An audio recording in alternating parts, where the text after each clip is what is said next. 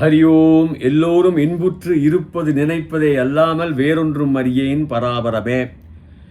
இந்த வீடியோ முக்கியமாக விபாகம் 2 ஒரு ரசிகர்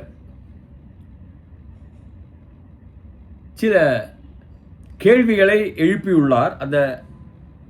அந்த அவருடைய விமர்சனத்தில் இருக்கின்றது.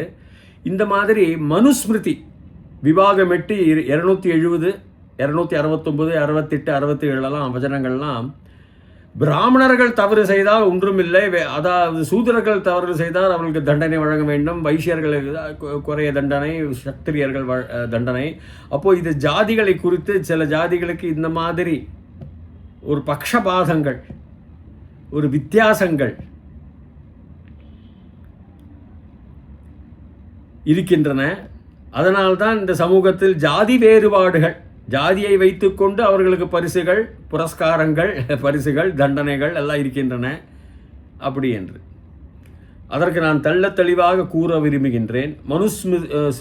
ஸ்மிருதியை அவர் சுட்டிக்காட்டுகிறார். 8வது விபாகம் 270 267 68 69 70 எல்லாம் நன்றாக நான் அதை பற்றி கூறுகிறேன். முதல்ல என்ன கூற விரும்புகிறேன் என்றால், மனுஸ்மிருதி, மனு மண் தாத்து, ஞானங்க சம்ஸ்கிருதத்தில் பேர். இந்த உனாதி பிரத்ய போடுறதுனால மனு, அது ஒரு நவுன் என்று இயற்பெயர் என்று ஆங்கிலத்தில் கூறுவார்கள், நவுன் என்று கூறுவார்கள். சிந்தனை செய்பவன், சிந்தனையாளன், அதுக்கு தான் மனு. சிந்தனை மண் அது வருது. ஸ்மிருதிங்கிறது நம்முடைய ஸ்மிருதி, மனதில் இருந்து, ஞாபக சக்தியிலிருந்து எல்லாவற்றையும் தேக்கி வைத்து கொண்டு பின்பு ஸ்ருதி மூலமாக, வாய் மூலமாக அதை வெளிப்படுத்துவது, அதை சுட்டி காட்டுவது, பிரசங்கம் செய்வது, சொற்பொழிவு செய்வது, அதெல்லாம் வைத்துக்கொள்ளுங்க. அதான் மனு எங்கப்பட்டவர் ஒரு ராஜா இருந்தார், நோவாஸ் ஆர்க்கும்பாங்க பைபிளில். அது மாதிரி மனு இதெல்லாம் இருந்தார் என்பது ஒரு கற்பனையாக இருக்கலாம். ஆனால் மனுஸ்மிருதி பல 4000 5000 வருடங்களுக்கு முன்பாக, வேதங்கள் தோன்றிய பிறகு, ராமாயணத்திற்கு முன்பாக வந்த ஒரு சில விதிமுறைகள், சாணக்கிய நீதி, அது 325 புது வருடங்களுக்கு முன்னால், 325 சந்திரகுப்தா மௌரிய காலங்களில் வந்தது. அலெக்சாண்டருடைய ஆக்கிரமிப்புக்கு பிறகு சாணக்கிய நீதி என்பார்கள். இதெல்லாம் வேதங்களில் பாகங்கள் அல்ல. வேதங்கள் என்ன சொல்கிறார்கள் ஜாதிகளை பற்றி என்றால், பிராமணேபியோ முகமாசித். யார் பிராமணர்கள்? முக்கம் வாயில் இருப்பவர்கள் என்றால் வேதங்கள் சொல்லப்பட்டவர்கள். விஜயி க்ஷத்ரியோ பவேத். க்ஷத்ரியர்கள் விஜயி, தோள்பட்டிலேருந்து வரப்பட்டவர்கள். வைஷ்யக தன சம்ருதம், வைஷ்யர்கள் தன சம்ருதம். சூத்ரக சுகம் அவாப்னியாத். விஷ்ணு சூத்ரர்கள் சுகமாக இருக்க வேண்டியது. சூத்ரர்களில் போற்றுகின்றார்கள், சூத்ரர்களுக்காக பிரார்த்திக்கின்றார்கள் விஷ்ணு சஹஸ்ரநாமத்தில். வேதாந்தகோ பிராமணஸ்யாத் விஜயி சத்ரியோ. இது வேதங்களில் பிராமணேபியோ முகமாசீத் பாஹு ராஜன்ய கிருதக. தோள்களிலிருந்து ராஜாக்கள், தோளிலிருந்து சண்டை போடப்பட்டவர்கள், வாள்களை ஏந்தி, ஈட்டிகளை ஏந்தி, அம்புகளை ஏந்தி எல்லாம். பிராமணேபியோ முகமாசீத். பாஹுங்கிறது தோள்பட்டை, ராஜன்ய கிருத்த உண்டாக்கப்பட்டார்கள். ஊரு ததஸ்ய எத் வைஷ்ய. எவன் வைஷ்ய, அவன் ஊரு, அவனுடைய வயிற்றிலிருந்து, பெருமாளுடைய வயிற்றிலிருந்து என்றால், ஒருவனுடைய வயிறு பெரிதாக இருந்தால் நன்றாக உணவு உட்கொள்கிறான், உணவுகின்றான், நன்றாக அரிசிகளை உணவுகின்றான், வயிறு பெரிதாகி குண்டாகி, இதான் அவனை ஒல்லியாக இருக்கின்றான், சாப்பிடுவதற்கு எது அப்படி என்று மனிதர்களுடைய காலவட்டத்தில் உள்ள சிந்தனைகள். சூத்ரக எங்கேருந்து வருகிறார்கள்? பாதாபியாம் சூத்ரோ அஜாயத. பாதங்கள் என்றால் பாதங்கள் தான் மலர் சூடுகின்றோம், மலர் போடுகின்றோம், பாதங்களை தொட்டு வணங்குகின்றோம். பாதங்களில் தான் உட்கார்ந்தான் அர்ஜுனன். பாதங்களுக்கு அவ்வளோ மரியாதை. வேதங்களில் இது கீதை என்ன சொல்கிறார் பகவான்? சாத்துர்வர்ணியம் மயா சிருஷ்டம் குணகர்ம விபாகஷ. அவனுடைய குணத்தையும் கர்ம வச்சு தான். இப்போ பிராமணன் நிறைய பிராமணர்கள் பிணத்தை தூக்குகின்றார்கள். இப்போ அவர்கள் சாதாரண பிராமணர்களாக கோவில்களில் பூஜை செய்ய, ஏன்னா அவர்களெல்லாம் வேதம் படித்தவர்கள். பூஜை செல்லும் பிராமணர்களாக கணக்கெடுக்க முடியாது. அதனால் இதெல்லாம் குணகர்ம. தஸ்ய கர்த்தாரக மாம், என்னை பாரு, அகர்த்தாரக நானும் தான், வித்தின்னு தெரிஞ்சுக்கோ. தஸ்ய கர்த்தாரக மாம் அப்படி அகர்த்தாரக அவ்யயம், வித்திம் அகர்த்தாரக அவ்யயம். அவ்யயம் நான் அழிவில்லாதவன். அந்த அழிவில்லாத என்ன கர்த்தாரவும் நான் தான், அகர்த்தார கர்மங்கள் பண்ணாமல் இருக்கப்பட்டவனும் நான் தான். இப்படி எல்லாமே அழகாக சொல்கிறார். குணகர்ம விபாகசங்கிறார். சரி, இந்த நம்ம ஹிந்து தர்மசாஸ்திரத்தில் ஷோடச சம்ஸ்காரங்கள்னு ஒன்று இருக்குது. அது கிரஹ்ய சூத்ராஸ்லேருந்து வருது. அந்த ஷோடச சம்ஸ்காரம் என்ன? கர்ப்பதானம், பும்சவனம், இல்லை நமக்கு சீமந்தோநயனம், சீமா அந்த உத்து நயனம், தலைவாரி எல்லாம் பூச்சுடுவார்கள் கர்ப்பவதியாக இருக்கும் பொழுது. மேலே தூக்கி கட்டணும். அது பெண்களுக்கு மட்டும் இல்லை, ஆண்களுக்கும் உண்டு கணக்கு. அந்த தாயாருக்கு பண்ணக்கூடிய செயல்கள் இது, குழந்தை பிறப்பதற்கு முன்னால். பின்பு ஜாதகரணம், குழந்தையுடன் பிறப்பு, நாமகரணம், நிஷ்கிரமணம், வெளியில் அப்படி கூட்டின்னு போகிறது. பிறகு அன்னப்பிராசனம், அஷ்னம்னா சாப்பாடு, அன்னப்பிராசனம் அன்னம் சாப்பிட்றது. சூடாகரணம், சூடாமணி, சீதையோட சூடாமணி, இது கிரவுன். சூடாகரணம்னா மொட்டை அடிக்கிறது. சூடாகரணம் இதெல்லாம் வரும். அதுக்கப்புறம் அந்த குழந்தைக்கு வேதாரம்பம், வித்யாபியாசம், அதுக்கப்புறம் உபநயனம். இந்த உபநயனம் 11வது சம்ஸ்காரம். அதுதான் த்விஜாதியை கொடுக்கறது. சரி, நான் சொல்கிறேன். இப்போது வித்யாரம்பம், உபநயனம், வேதாரம்பம், கேஷாந்தகம் எல்லாம் சவரம் பண்ணி நான் உத்தமனாக இருக்கேன், எனக்கு விவாகம் இப்போ வேண்டாம். கேஷாந்தகம் கோதனம் சொல்லுவாங்க. சமாவர்த்தனம், நான் கிராஜுவேட் ஆகிட்டேன், பட்டதாரி. ரிஷிட்ட சொல்கிறார், நானுமே ஆசிரமத்தை விட்டு போகிறேன், நான் படிப்பெல்லாம் முடித்தாச்சு. அதுக்கப்புறம் விவாகம், அதுக்கப்புறம் அந்தியஷ்டிம்பாங்க. அந்திய இஷ்டி, கடைசி அவனுடைய உடம்பை, ஒரு மனிதன் அவன் உடம்பை அக்னிக்கு கொடுத்துட்றான் கடைசி காலத்தில். இந்த ஷோடச சம்ஸ்காரங்கள் இருக்குது. அதில் இந்த 11வது வித்யாபியாசம், உபநயனம், வேதாரம்பத்துக்கு முன்னாடி, இதுக்கு முன்னாடியே தான் த்விஜாதிம்போம். நல்லா புரிஞ்சுங்க. த்விஜாதி, த்விஜவரிய தொம்பாஞ்சசி கிம்பிரூஹி கச்ச கச்ச. அந்த சண்டைலாம் கேட்குறான் சங்கராச்சாரியர்கிட்ட. அவர் காசியில் அந்த தெருவை கடக்கிறச்ச, நடந்து போகிறச்ச, அதை கடந்து செல்வதற்கு. யாரை பார்த்து சொல்கிற, என்ன பார்த்து சொல்கிறியா, ஆத்மாவை பார்த்து சொல்கிறியா? த்விஜ யாருக்கு வரும்? நன்னா புரிஞ்சுங்க. பூணல் போட்டால், புனித நூல்களை நாம் அணிந்து கொண்டால் அவர்களுக்கு பேர் த்விஜ. அந்த பூணல் போட்டவர்கள் ஹிந்து வர்ணத்தில் யாருக்கு வேணாங்களும் ஆகலாம், 4 வர்ணங்களுக்கும் ஆகலாம். இது பிராமண வர்க்கங்கிறது படித்தவன், க்ஷத்ரிய வர்க்கங்கிறது பெரிய சேனாதிபதி, வைசியன் பெரிய தொழிலதிபர், சூத்ரக விவசாயி, எல்லா வேலைகளையும் செய்யக்கூடியவன். பொதுவாக எந்த வர்ணங்களுக்கு நீங்கள் போடணும், அந்த பண்ணி த்விஜகனா ஆனாக்கா, பூணல் போட்டாச்சுன்னா நீங்கள் த்விஜன். அது நீங்கள் எப்படி வேணா வச்சுங்க, நீங்கள் பிராமணனாக வச்சுங்க, அதை வேணா வச்சுங்க. பூணல் போட்டாச்சுன்னா நீங்கள் த்விஜன்.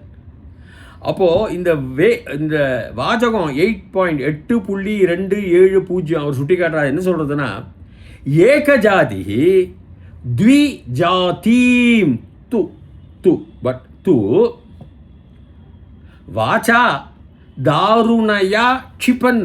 வாச்சா தாருணயா அப்யூசிவ், ரொம்ப கெட்ட வார்த்தைகளை திட்டுறது வச்சுங்களேன், பொல்லாத வார்த்தைகள், இழிவான சொற்கள் திட்டினால், க்ஷிப்பன்னா க்ஷிபதிங்கிறது வீசுறது, வீசி எறியறதுன்னு வச்சுக்கோ. அர்த்தம் அதுதான். ஜிஹ்வாயாக, அவனுடைய ஜிஹ்வாயுடைய ஜிஹ்வாயாக பிராப்னுயா சேதம். சேதங்கிறது டேமேஜ் ஆகுது, அதுக்கு அழிவு ஏற்படுறதுன்னா அதை வெட்டுறதுன்னு அர்த்தம். அப்போது அந்த ஏகஜாதியுடைய நாக்கை வெட்டுதுன்னு அர்த்தம்.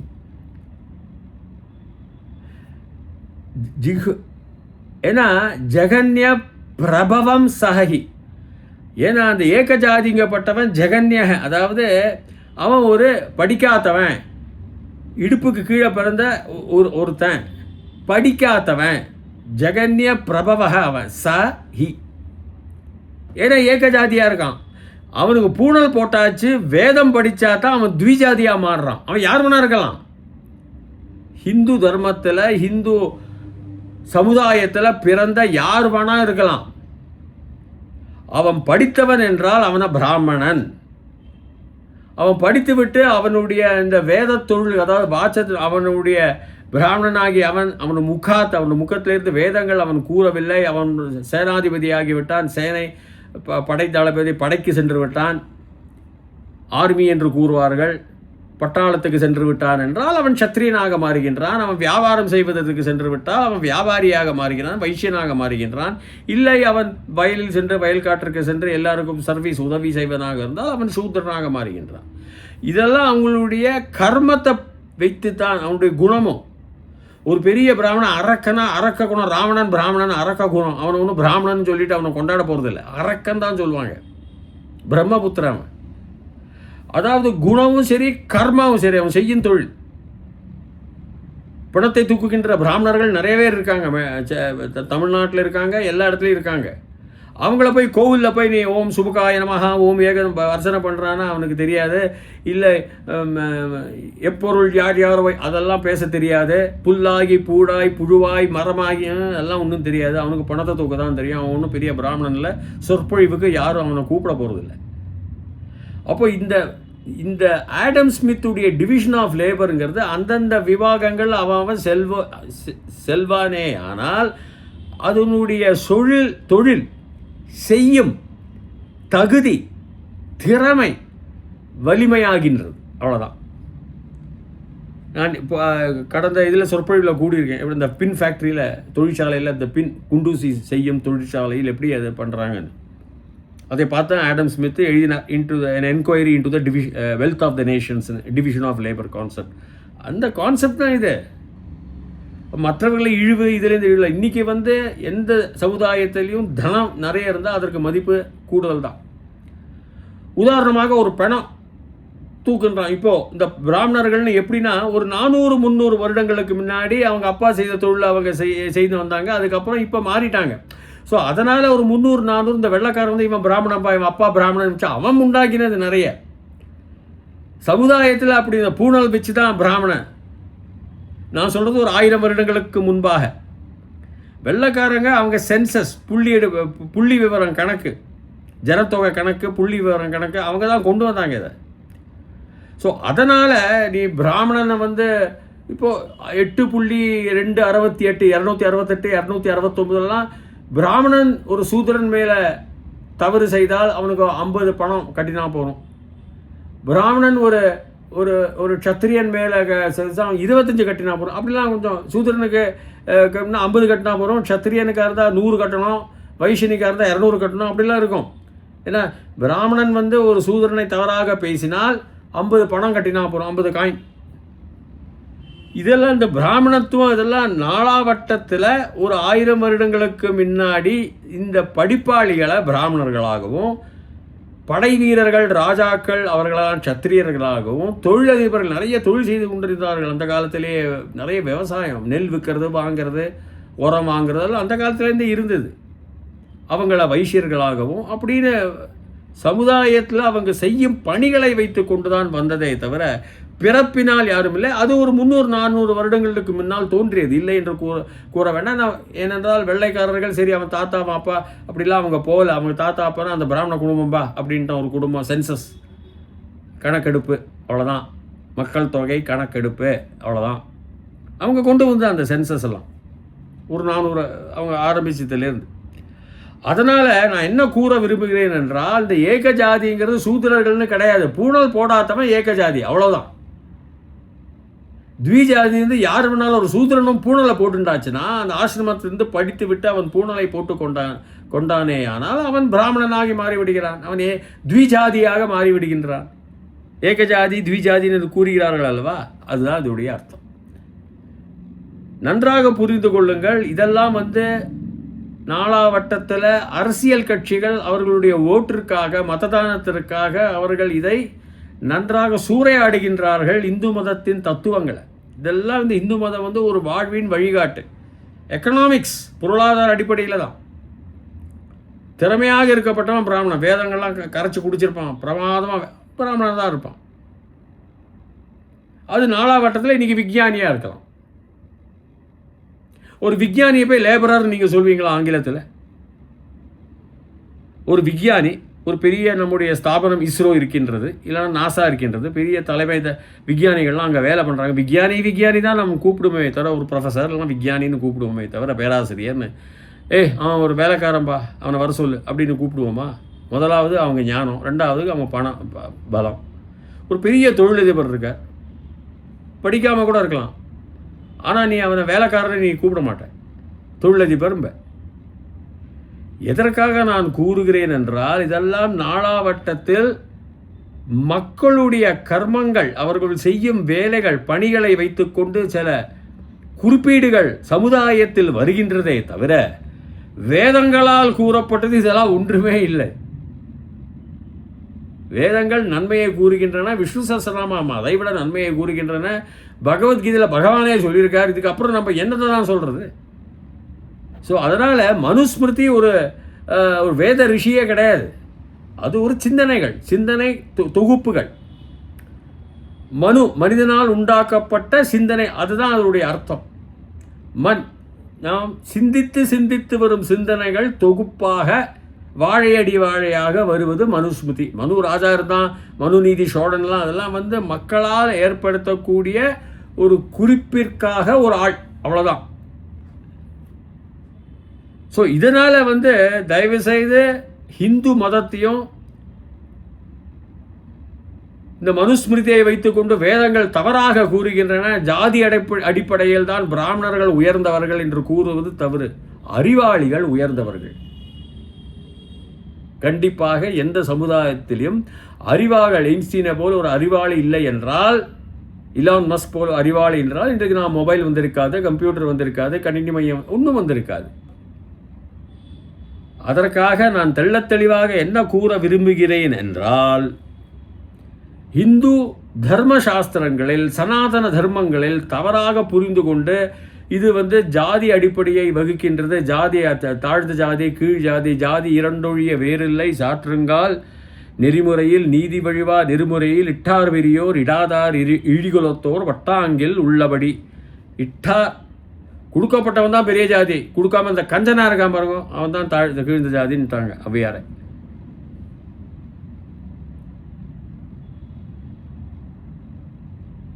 அதனால் இந்து தர்ம சாஸ்திரத்தில் பிரகாரம் சூத்திரன், இந்த பிராமணன்லாம் படிப்பு அறிவை வைத்துக்கொண்டு, பின்பு 4ஆம் வட்டத்தில் அவன் பணபலத்தை வைத்துக்கொண்டு ஒரு சமுதாயத்தில் அவனுக்கு கௌரவம், ஒரு மரியாதை கிடைத்து கொண்டிருக்கின்றது என்று கூறலாமே தவிர, இந்து தர்ம சாஸ்திரத்தில் ஒரு ஒன்றுமே அறிவில்லாதவன் அவன் பிராமணன் ஏதோ குடும்பத்தில் பிறந்துட்டான், ஒரு பிணங்கள்லாம் தூக்குறாங்க, சில பிச்சை கூட எடுக்கிறாங்க, அவன்லாம் வந்து பிராமணன் சொல்வீர்களா? நீங்களே சொல்வீர்களா? மக்கள் யாரும் கூற மாட்டார்கள். இது வந்து அர்த்தத்திற்கும் ஒரு மனிதனுடைய நேர்மையான சிந்தனைக்கும் அப்பாற்பட்டது.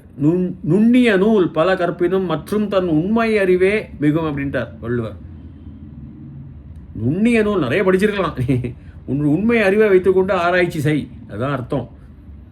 அதற்காக என்ன தெளிவாக கூற விரும்புகின்றேன் என்றால், இந்து சனாதன தர்மத்தில் இது போன்ற சாஸ்திரங்கள் இல்லை, இது போன்ற விதிகள் இல்லை, இது போன்ற நீதிகள் இல்லை, இது போன்ற நடைமுறைகள் இல்லை. 4ஆம் வட்டத்தில் அதை மாற்றிக்கொண்டார்கள் சிலர் ஆக்கிரமிப்பாளர்கள். பின்பு இப்போ தற்பொழுது இருக்கும் அரசியல்வாதிகள் இதை வைத்துக்கொண்டு ஏகஜாதி தான் சூத்திரன், த்விஜாதி இந்த பிராமணன்னா அவன் எப்படி வரும்? அதுதான் தெளிவாக எல்லா வர்ணங்களுக்கும் நீங்கள் பூணலை போடலாம். கிரகிய சூத்திராசை எடுத்து படித்து பாருங்க. ஹரித சூத்திரங்களையும் ஹரித தர்ம சூத்திரங்களையும் பெண்களுக்கும் போட்டுக்கலாம். ஸோ இத்துடன் என்னுடைய உரையை முடித்துக் கொள்கிறேன். இது என்னுடைய ஏன் நான் பதிவு செய்கிறேன், இது என்னுடைய ரிப்ளை, அவர்களுக்கு பதில்கள் அதை எழுத முடியாமல் இருக்கின்றன. அதனால்தான் நான் ஒரு வீடியோ மூலமாக, யூடியூப் மூலமாக இந்த சொற்பொழிவை, இந்த பிரசங்கத்தை இந்த விரிவாக்கத்தை, இந்த விளக்கத்தை அளித்துள்ளேன். ஹரி ஓம். பின்பு மீண்டும் பார்க்கலாம். நம்முடைய அடுத்த தொகுப்பு விஷ்ணு சூக்தம்.